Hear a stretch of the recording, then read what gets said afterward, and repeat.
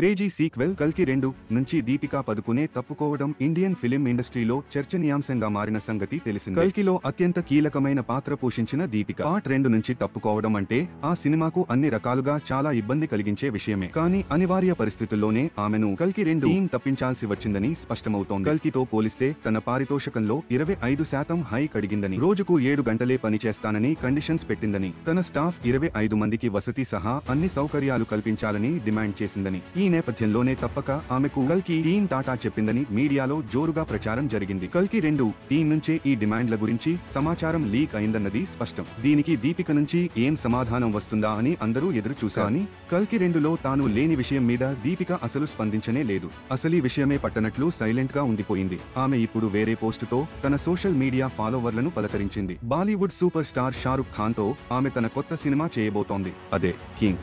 పఠాన్ దర్శకుడు సిద్ధార్థ్ ఆనంద్ రూపొందించనున్న చిత్రమిది. దీని గురించి ఆమె స్పందిస్తూ, 18 ఏళ్ల కిందట షారుఖ్ తో ఓం శాంతి ఓం చేసినప్పుడు ఆయన నుంచి ఒక పాఠం నేర్చుకున్నా. సినిమా మేకింగ్ ను ఆస్వాదించు. సక్సెస్ కంటే సినిమా ద్వారా కలిసే వ్యక్తులే ముఖ్యం. దీన్ని నేను ఎప్పుడూ అంగీకరిస్తా. అందుకే షారుఖ్ తో నా 6వ సినిమా చేస్తున్నా అని దీపిక పేర్కొంది. అయితే ఈ పోస్టులో కల్కి 2 టీం మీద సెటైర్ ఏమైనా ఉందా అని వెతుకుతున్నారు నెటిజన్లు. కల్కి పెద్ద సక్సెస్ అయినప్పటికీ దానికంటే తనకు వ్యక్తులే ముఖ్యం అంటూ ఆ సినిమాను పక్కన పెట్టి షారుఖ్ తో జట్టు కట్టడం గురించి ఆమె ఇలా ప్రస్తావించిందా అని చర్చించుకుంటున్నారు నెటిజన్లు.